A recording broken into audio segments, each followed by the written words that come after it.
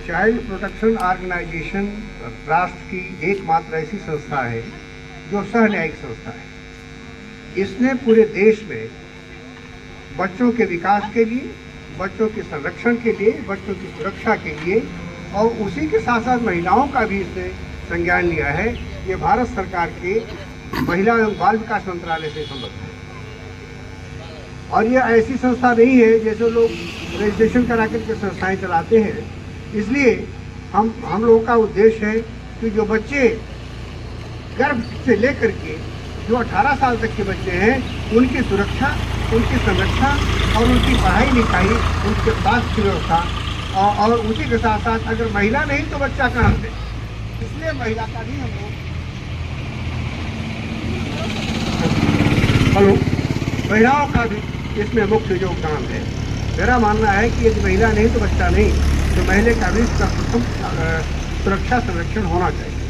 आप लोगों से मैं यही कहना चाहता था कि आपके क्षेत्र में, आपके संज्ञान में यदि महिला और बाल से उत्पन्न किसी भी प्रकार की कोई भी समस्या आपके सामने है, चाहे वो स्वास्थ्य संबंधी हो, चाहे वो किसी भी प्रकार की हो, आप इस कार्यालय से संपर्क कर सकते हैं और हर संभव आपकी सहायता की जाएगी।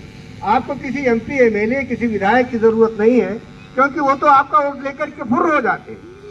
उनको ढूंढिएगा तो आपको मिलेंगे ही नहीं। आप ही बताइए, इतने लोग यहाँ खड़े हैं, यहाँ के जो लोग MP MLA हैं, आपसे किसने आपसे संपर्क किया? कोई बता सकता है कि महीने, 2 महीने, 4 महीने, 6 महीने में आपका दर्द सुनने कोई आया कि आप आराम से हैं, तकलीफ में हैं? वो तो AC में चलते हैं, AC में रहते हैं। तो ये आपके ही पैसे पर वो सारा पड़ रहे हैं, लेकिन वो इस बात को ध्यान देने में सक्षम नहीं है। इसलिए इन सारी चीज़ों को देख करके सरकार ने भी हमें अधिकृत किया है कि हम आपके प्रति सचेत रहें और हम आपकी सेवाएं करें। और मुझे बड़ा आनंद आता है जब मैं किसी गरीब की सेवा करता हूँ, मुझे ऐसा लगता है कि जैसे मैं भगवान का दर्शन कर रहा हूँ। इस देश में गरीब होना कोई अभिशाप नहीं है। गरीब और अमीर तो इसी देश में बनते रहते हैं। आज कोई गरीब है तो कल अमीर हो जाएगा, आज अमीर है तो कल गरीब हो जाएगा। यह प्रकृति की व्यवस्था है।